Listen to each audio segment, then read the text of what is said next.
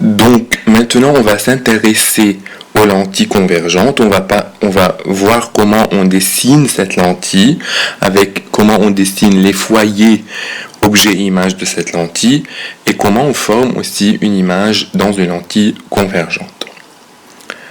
Donc regardez la lentille, c'est très simple, on la dessine comme on a dit, avec les flèches normales sur le côté et un axe optique qui passe par son centre optique O.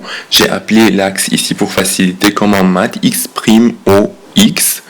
Donc lentille avec flèche normale, on dessine le centre optique O et l'axe optique X',OX qui passe par O. Pour ce type de lentille-là, si le faisceau qui arrive sur la lentille, donc avant la lentille, est parallèle, de l'autre côté, il va converger, parce que c'est une lentille convergente.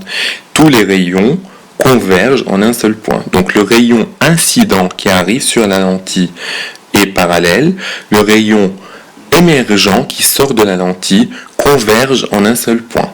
Ce point-là, je l'appelle F', et il s'appelle le foyer image de la lentille. Le plan qui passe par le point F' est appelé plan focal image de la lentille. Et la distance entre le centre optique O, ou bien entre la lentille, et le plan focal, ou bien la distance entre le centre optique O et le foyer image de la lentille, s'appelle la distance focale image de la lentille convergente. Cette distance focale est positive, donc on voit bien que F' est après O, donc si le sens de l'axe c'est moins vers le plus, donc le point F', il est derrière O, donc il est après O, donc dans la zone positive de l'axe. Donc la distance OF', ou bien la distance focale image, est positive dans le cas d'une lentille convergente. Le deuxième type de faisceau à étudier dans le cas d'une lentille convergente, c'est le faisceau qui sort de façon parallèle de la lentille. S'il sort de façon parallèle de la lentille, ça veut dire que il est venu d'un seul point qui se situe avant la lentille, qui s'appelle le point F. Donc le rayon qui sort de F de façon...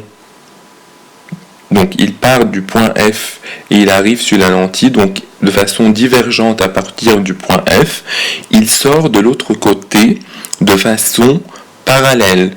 C'est pourquoi ce point-là, donc à partir duquel le faisceau sort et il émerge de façon parallèle, il s'appelle le foyer objet de la lentille. Le foyer objet de la lentille convergente. Donc,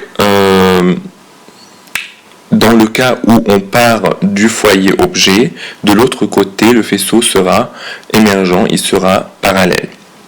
Donc regardez bien les rayons. Les rayons, ils sont en ligne droite, ils ne changent pas de direction que quand ils frappent sur la lentille. Donc il est impossible qu'un rayon change de direction. Donc le rayon, il est toujours en ligne droite jusqu'au moment où il frappe sur la lentille. Alors il change de direction et il sort parallèle à ce moment-là. Il ne faut pas changer la direction d'un rayon ici dans le vide, parce que le rayon, la lumière se propage en ligne droite, sauf si elle rencontre un système optique. Donc le plan, comme le plan focal image, le plan focal objet, c'est le plan focal passant par F, et la distance OF, c'est la distance focale objet. La distance focale image, elle, c'est la distance focale de la lentille qui est positive dans le cas d'une lentille convergente. Donc là, le faisceau, il converge tous en F'. Et la distance focale OF', elle est positive parce que OF' se situe après la lentille dans la zone positive de l'axe, parce que le sens positif de l'axe, c'est celui-là. Donc pour les gens qui ont du mal à comprendre, ils peuvent mettre pause sur la vidéo et réfléchir sur l'image et reprendre ma phrase une deuxième fois et réfléchir, et au repasser la vidéo encore une fois pour recomprendre. Donc, pour conclure, la lentille convergente, elle est dessinée sous forme de flèche normale avec son centre optique et son axe optique.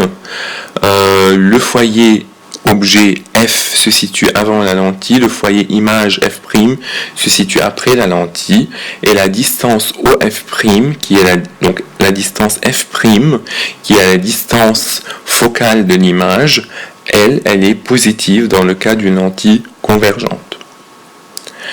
Pour une lentille divergente, donc maintenant c'est l'inverse, j'ai inversé les flèches, donc ici je dessine la lentille divergente avec des flèches inversées.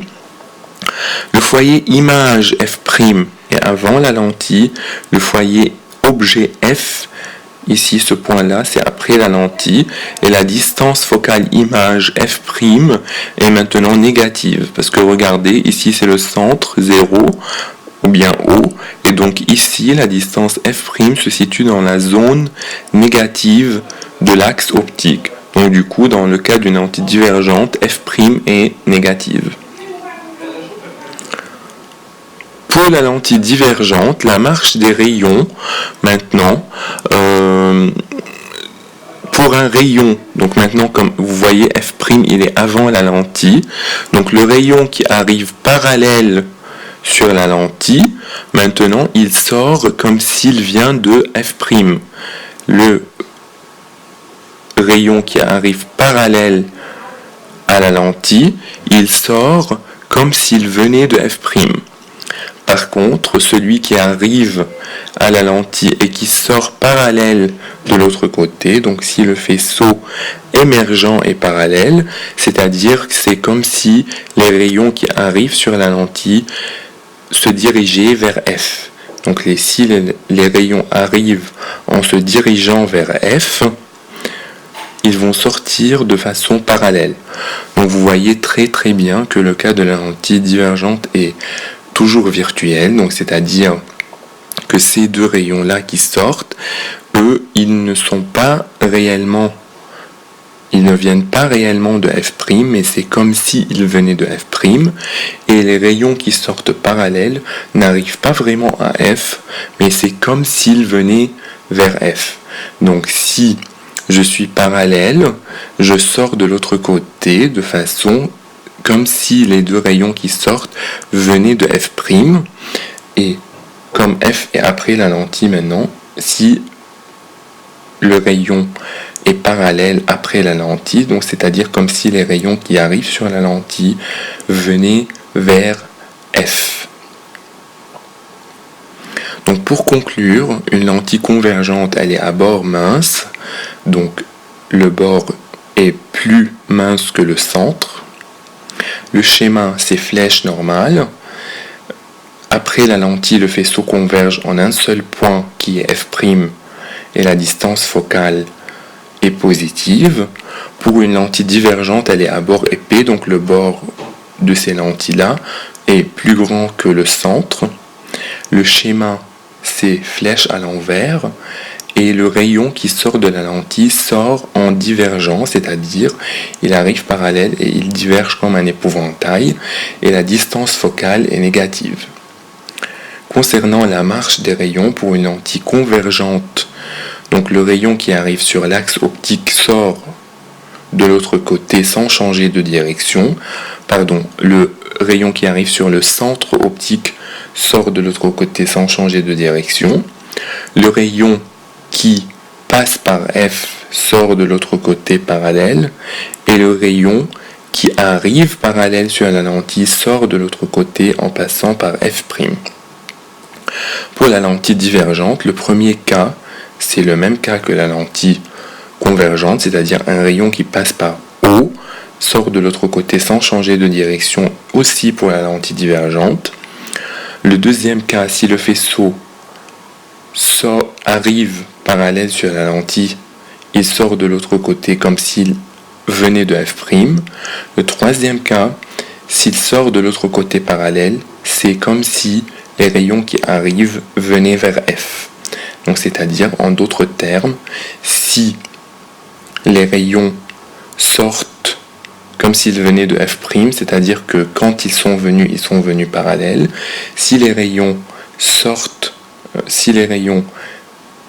regardent vers f, ils vont sortir de l'autre côté parallèle.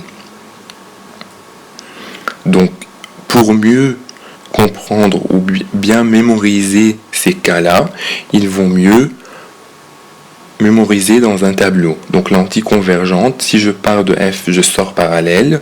Si je passe par le centre E, je ne change pas de direction. Si j'arrive parallèle, je sors par F'. Pour la lentille divergente, si je viens vers F, je sors parallèle. Si je passe par le centre O, je ne change pas de direction. Ce cas-là, c'est identique à la lentille convergente.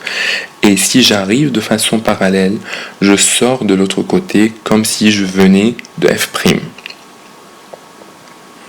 Donc je garde le tableau un peu sur l'écran pour que vous arriviez à relire tous les cas.